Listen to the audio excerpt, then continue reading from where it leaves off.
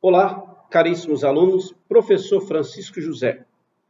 Nesta aula sobre os direitos da personalidade, nós vamos tratar sobre o fim da pessoa natural. Isto quer dizer o quê? Nós vamos tratar sobre como termina a vida da pessoa natural. O artigo 6º do Código Civil prescreve: a existência da pessoa natural termina com a morte. Presume-se esta quanto ao ausente, nos casos em que a lei autoriza a abertura da sucessão definitiva. Pois muito bem.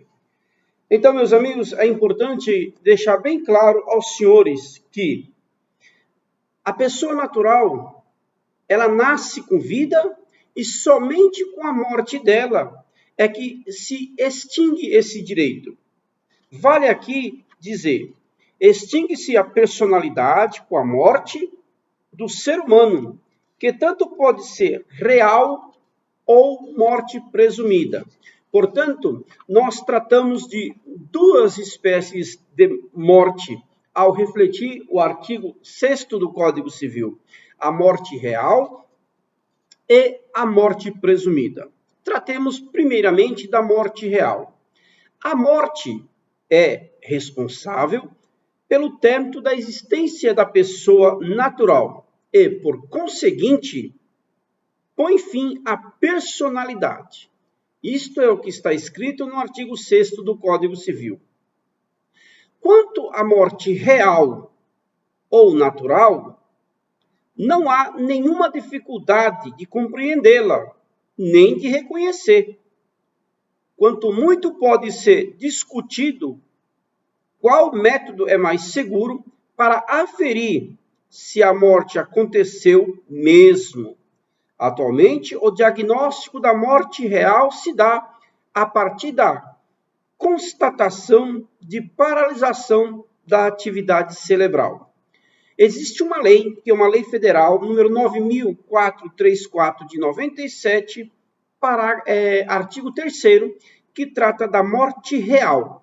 Portanto, com a morte real, com a paralisação das atividades cerebrais, tem-se por presumível que a pessoa morreu.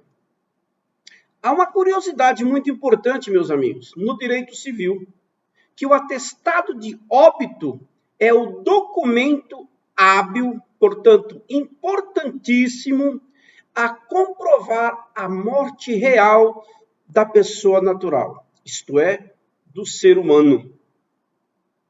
Necessariamente, este atestado de óbito deve ser lavrado, prescrito, assinado por um médico devidamente habilitado e credenciado no Conselho Estadual ou no Conselho Nacional de Medicina. Depois que esse atestado de óbito ele é lavrado, esse atestado ele é registrado no cartório de registro civil das pessoas naturais. Ora, é importante que nós deixemos bem claro aqui para vocês, alunos, que todos os atos da vida civil, de que a lei exige o registro público, deve ser assentado, isto é, deve ser registrado no registro de nascimento. A lei federal que estabelece esta obrigatoriedade é a Lei de Registros Públicos. Portanto, o nascimento, o casamento, tá certo? A morte, a separação, o divórcio, todos esses atos da vida civil da pessoa humana, portanto, da pessoa natural, devem ser levados a registro. Professor Francisco José, qual a importância do registro? Meus amigos, a importância do registro é para poder dar segurança jurídica. Segurança jurídica, o que é isto, professor Francisco? Segurança jurídica é uma presunção de certeza de que os atos da vida civil se deram de forma correta e reta. Quando uma pessoa nasce, o seu nome, o seu nascimento é levado a registro, porque isso é importante para contar o número de pessoas existentes, quando é feito um censo, por exemplo. Quando a pessoa se casa, é feito o assento do casamento, para saber quantas pessoas se casaram. Quando uma pessoa nasce, é feito o registro para saber, por exemplo, de quem era filho. Em casos de herança, por exemplo, para se saber quem são os herdeiros.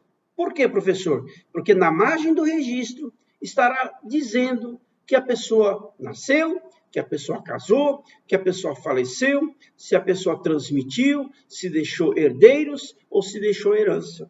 Tudo isso é importante. Por quê? Porque a vida há de ser controlada, ok? Através do registro público se dá notoriedade, isto é, se dá conhecimento dos atos praticados pelas pessoas naturais durante o decorrer de sua vida. Ok? Há um outro elemento ou outra espécie de morte, que é a morte presumida. Pode ocorrer a morte presumida de duas formas. Sempre mediante ação declaratória. E são elas: sem necessidade de declaração de ausência, quando houver probabilidade de que a pessoa efetivamente faleceu, como, por exemplo, numa queda de avião, em que a pessoa era transportada, ou nos casos de guerra, em que a pessoa tenha sido considerada desaparecida. Então, esta presunção da morte é estabelecida pelo artigo 7º do Código Civil, que assim disciplina. Vamos ler com atenção. Pode ser declarada a morte presumida sem declaração de ausência. Como, por exemplo, no exemplo dado, quando a pessoa estava em alto mar, afundou o navio e não se teve notícia dos corpos, ok? Quando o avião explodiu, não se tem notícia dos restos mortais, ok? Ou também mediante a declaração de ausência. Você entra com um processo judicial pedindo ao juiz que declare aquela pessoa ausente porque ela não mais retornou de onde ela estava. Nós vamos ver numa aula oportuna sobre os institutos da ausência. Então, vamos aguardar. Há uma terceira espécie de morte, que é a morte simultânea, ou o fenômeno da comoriência. Diz o seguinte: se dois ou mais indivíduos falecerem ao mesmo tempo, ainda que em lugares diferentes, não se podendo determinar quem morreu primeiro, haverá de se presumir que morreram simultaneamente. É o que estabelece o artigo 8º do Código Civil, princípio da simultaneidade da morte. Dois indivíduos morreram simultaneamente, ainda que em lugares diferentes, presumir-se-ão que ambos morreram no mesmo momento, ok? É o princípio da comoriência, morte presumida. Então, meus amigos, diante desta colocação, fica aqui, mais uma vez, a nossa exposição sobre os direitos da personalidade, agradecendo a todos vocês por participar desde o início, quando nós tratamos do início da pessoa natural até o fim da pessoa natural, com a reflexão até o artigo 8º. Um grande abraço do professor Francisco José e até a nossa próxima aula.